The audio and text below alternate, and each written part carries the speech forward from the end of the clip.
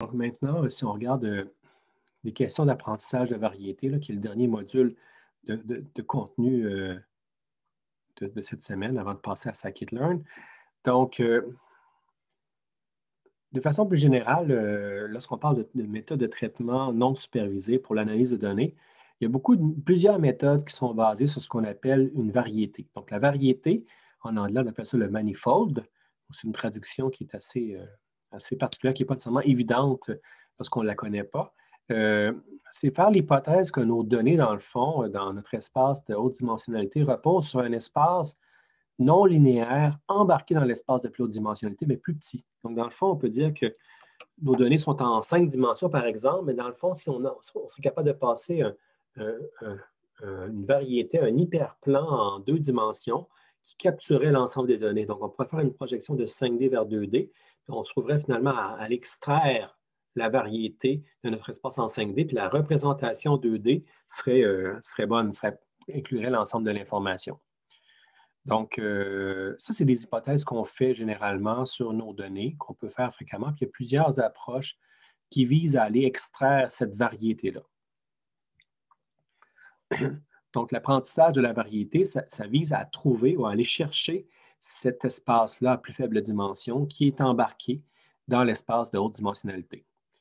Donc, on considère ça comme étant des méthodes non linéaires de réduction de la dimensionnalité parce que l'analyse en composante principale, c'est la méthode linéaire la plus fréquente. Donc, c'est vraiment une approche linéaire de réduction de dimensionnalité, mais là, les apprentissages de variété, eux, peuvent être non linéaires, donc faire des traitements encore plus complexes, qui vont plus loin que ce que l'ACP peut faire.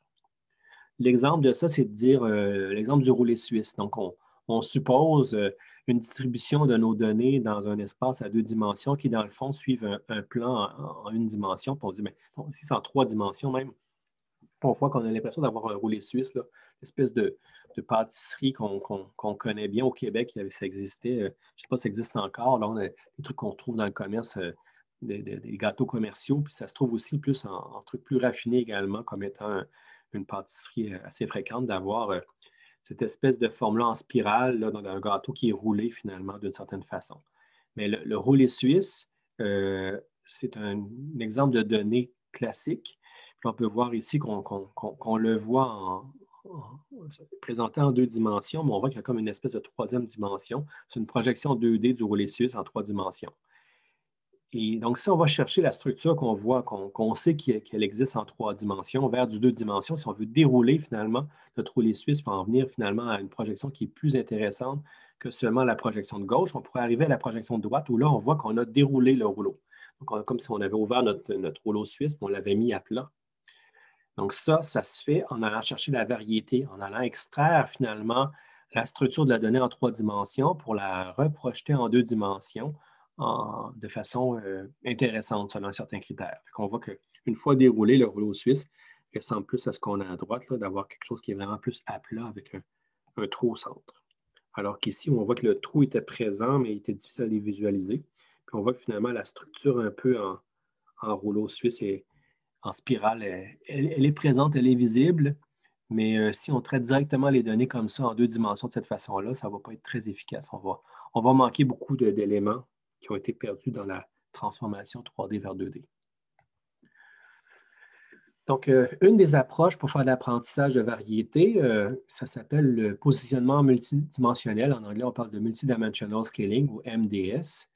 Le positionnement multidimensionnel, c'est de trouver une projection vers un espace de plus basse dimensionnalité qui va préserver autant que possible les valeurs de distance entre toutes les paires de données. On suppose qu'on a nos jeux de données, puis qu'on a des mesures de distance. Donc, on a vraiment les distances entre les données une à une. C'est la seule information qu'on a.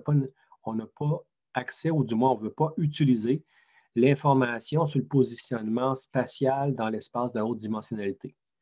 À partir directement des distances qu'on a entre les données, on veut trouver une projection non linéaire qui va finalement préserver les distances autant que possible.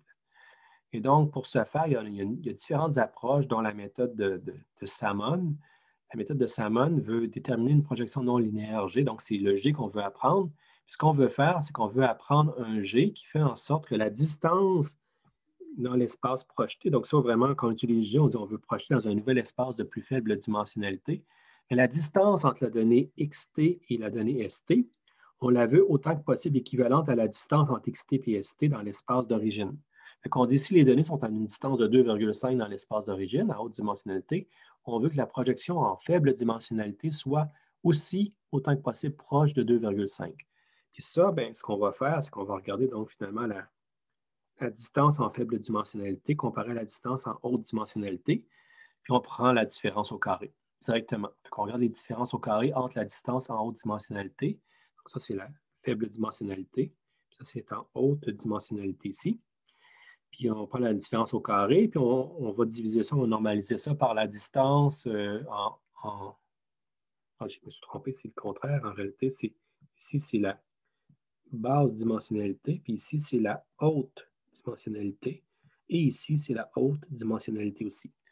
Donc, on a vraiment la différence entre la basse dimensionnalité et la haute dimensionnalité divisée par la distance qu'on a en haute dimensionnalité, qui est un peu notre vérité terrestre. Et donc, on va utiliser ça, mais on va mesurer finalement l'erreur au carré entre les distances dans les deux espaces pour toutes les paires de données. Donc, on va regarder, on va faire la sommation pour les S de 1 jusqu'à N excepté T et de T de 1 jusqu'à N. On va avoir l'équivalent de N carré moins N mesure, donc on fait des mesures paires à 2 à 2, donc entre chacune des paires possibles de cette distance-là, puis on ne prend pas la mesure pour S égale à T parce que ça va être 0, parce qu'on mesure la distance par rapport à soi-même. Puis là, l'idée, c'est de trouver la paramétrisation θ de notre modèle G. Donc, c'est vraiment le modèle G ici, il y a une paramétrisation θ. Puis on veut trouver le θ qui va minimiser cette erreur-là. Donc, on retombe sur un problème d'apprentissage supervisé ici. Donc, le G peut être différents modèles, peut consister en une régression polynomiale, une régression à noyau, un réseau de neurones. Donc, le modèle peut être de différentes natures. Et dans tous les cas, on veut tout simplement minimiser ce critère d'erreur-là, qui est un critère très intéressant et qui est non supervisé. Pour le rappeler, dans le fond, on se base sur une mesure de distance dans l'espace à haute dimensionnalité, mais on n'utilise aucune étiquette. Et donc, la distance aussi est arbitraire. On n'a pas besoin d'utiliser une distance euclidienne. Puis plus encore, on peut avoir des mesures de distance différentes. La distance en haute dimensionnalité peut être d'une certaine nature, puis celle en faible dimensionnalité peut être euclidienne. Et ça se mélange, puis on va essayer autant que possible de préserver la valeur numérique de la distance en haute dimensionnalité dans la faible dimensionnalité, dans l'espace projeté. Et on peut même, plus loin que ça, on peut avoir des façons de travailler directement sur les mesures de distance sans avoir ces mesures-là faites à la volée dans l'espace de haute dimension. Un exemple de ça, on a appliqué la méthode ici. On a 128 villes nord-américaines, dont 3 villes canadiennes et 125 aux États-Unis. Puis là, ce qu'on a utilisé, c'est seulement les distances routières. Donc, ce n'est pas la distance à vol d'oiseau, mais on a pris vraiment les mesures de distance routière pour faire le trajet entre les villes en voiture. Puis, juste à partir de ça, sans information sur la vraie position, on a appliqué le positionnement multidimensionnel pour faire une projection en 2 dimensions. Puis le résultat est intéressant parce que si vous regardez ça, bien, ça, c'est le positionnement approximatif. Puis ça ressemble vraiment aux États-Unis. On voit le contour, on voit la Floride ici, le Texas en bas, on a la Californie en haut. Puis on voit ici la pointe comme ça avec les grands lacs qui pointent ici. Fait qu'on a vraiment les États-Unis ici qui ont été refaits, reconstruits finalement à partir des 4 routières avec nos 3 villes canadiennes. Et j'ai vérifié, les 3 villes canadiennes sont Vancouver, Regina et Winnipeg. Donc, on a effectivement les villes canadiennes à la bonne place. Les villes américaines aussi semblent être toutes pas mal à la bonne place. Du moins, le profil général correspond à ce qu'on sait des États-Unis. C'est intéressant de voir que le positionnement multidimensionnel a été capable de retrouver le placement approximatif. On s'entend quand même que les distances routières ne sont pas tout à fait équivalentes aux distances à vol d'oiseau. Le positionnement réel peut varier un peu par rapport à la réalité, mais quand même, on arrive à quelque chose qui est quand même très bon. Une autre approche qui est fréquemment utilisée aussi pour faire l'apprentissage de variété, c'est ce qu'on appelle TSNE, là, le T-Distributed Stochastic Neighborhood Embedding, où là, on veut faire une projection de données en basse dimensionnalité en préservant le voisinage. Donc, c'est encore une question de voisinage qu'on veut préserver, mais là, on va supposer autre chose que de minimiser, de s'assurer que la distance en basse dimensionnalité est équivalente à celle en haute dimensionnalité.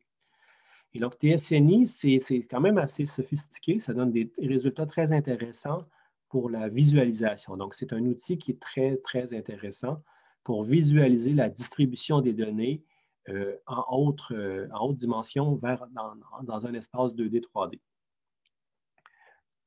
Donc, je dirais que cependant, pour faire des traitements ensuite, ce n'est pas idéal parce que ça fait quand même plusieurs traitements à l'interne, puis ça se peut que ça modifie le sens des données. Donc, ce n'est pas nécessairement conseillé comme méthode pour réduire la dimensionnalité, mais pour visualiser les données, c'est très bien.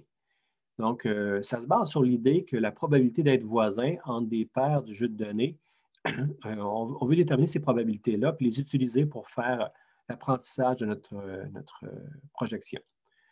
Donc, ce qu'on va avoir, c'est qu'on va avoir une certaine probabilité de PJI de sélectionner XJ comme étant le voisin, comme un voisin de XI. Donc, on a une certaine probabilité que XJ soit le voisin de XI. Donc, cette probabilité-là est donnée par ce modèle-ci. Donc, on va supposer que la probabilité IJ, qui n'est pas tout à fait la même, qui est définie comme étant ceci, donc c'est dérivé un peu de notre équation-là. On va dire la probabilité PIJ, que XJ soit sélectionné comme voisin de XI, suit une loi normale centrée sur XI. Donc, le PII est égal à 0. Quand on dit ça, on suppose que ça suit une loi normale. Puis là, on va ajuster un sigma i au carré localement pour chaque donnée par une méthode de bisection. C'est quand même assez élaboré. Puis là, on va dire, c'est quoi maintenant, le point qu'on veut aller voir, c'est déterminer la probabilité d'être voisin entre une paire de jeux de données dans l'espace de basse dimensionnalité. Parce que ce qu'on a vu, c'était pour l'espace à haute dimensionnalité. Maintenant, la projection de XT qui est ZT dans l'espace de basse dimensionnalité, on va supposer que ça s'appelle Q. QIJ, ça suppose une loi de Student. Donc, on était sur une loi normale en haute dimension. On tombe sur une loi de Student en basse dimension. Et donc là, on va avoir cette formule-là qui nous donne la probabilité que les deux données soient voisines, donc dans l'espace Z induit. Puis là, ce qu'on veut apprendre dans le fond, dans tout ça, c'est apprendre la projection G. Donc, on va avoir vraiment la paramétrisation de notre fonction G qui nous fait la projection de X vers Z, des points en basse dimensionnalité, afin de minimiser la divergence entre ces probabilités-là. Donc, on va avoir une notion de divergence. Donc là, on va utiliser la divergence Coel ici. La divergence Coel, c'est une espèce de mesure de... Ce n'est pas une mesure de distance, mais ça peut s'interpréter d'une façon similaire.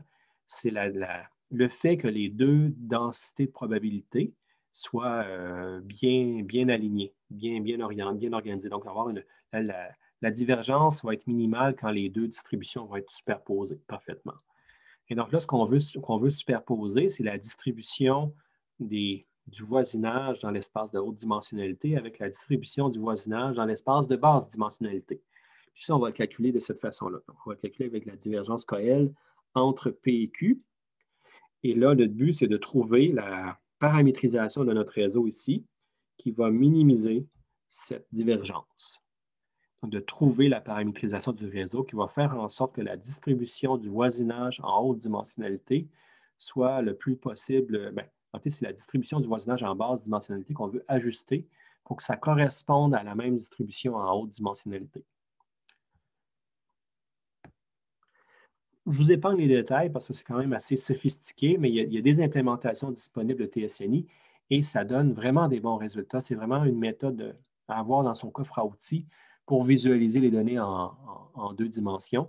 C'est une approche qui performe vraiment bien. Pour vous donner un peu un exemple, une comparaison de différentes approches pour l'apprentissage de variétés, supposons qu'on a 60... on a un jeu de données selon 64 dimensions, fait qu'on a extrait un certain nombre de caractères de ce jeu-là en 64 dimensions. Si on fait une projection aléatoire sans utiliser des étiquettes, on voit que finalement, ça ressemble à ça. Il y a une certaine cohérence parce que la projection aléatoire préserve quand même un certain voisinage, mais ce n'est pas extraordinaire. Si on fait MDS, si on fait vraiment un positionnement multidimensionnel, Ça prend un petit temps de calcul, mais on voit qu'après ça, il y a une certaine cohérence. On se rappelle qu'il n'y a pas eu d'étiquette, mais on voit qu'ici, tous les 1 sont quand même proches, tous les 4 sont ici, tous les 5 sont là. Et il y a des zéros entourés de 4 ici, il y a des 3, puis il y a des 2. Donc, on voit qu'il y a quand même une certaine séparation, tout ça sans même utiliser les étiquettes. Puis si on fait TSNI, bien là, c'est différent. Là. On voit que c'est encore mieux séparé. Il y a vraiment regroupé les données. Puis donc, encore une fois, sans utiliser les étiquettes, il est rassemblé, il y a les 3 ici, il y a les 2 là, il y a les 1 comme ça, les 0 ici, les 4 et les 5. Et donc, là, vraiment, la séparation est très claire. Fait que ça donne un peu une idée de la puissance de TSNI pour voir ça, pour voir les regroupements de données. C'est quand même très intéressant. MDS fait un autre genre de travail, donc on voit que c'est plus étalé, mais c'est quand même aussi regroupé spatialement. MDS est vraiment bien pour justement visualiser des fois des éléments qui ont une certaine relation spatiale, par exemple, euh, ou le voisinage, où on veut vraiment préserver les distances entre les différents espaces. Alors que TSNI, ce n'est pas tant les distances qu'on veut préserver, c'est plus le fait qu'une donnée soit voisine de l'autre. On ne va pas jouer sur la valeur de la distance, on va juste jouer sur le fait que ça soit voisin ou non. Donc, je vous dis qu'il y en a d'autres méthodes aussi pour faire l'apprentissage de variété. Ce n'est pas les seules, mais c'est quand même deux méthodes non linéaires très intéressantes à avoir dans son coffre à outils.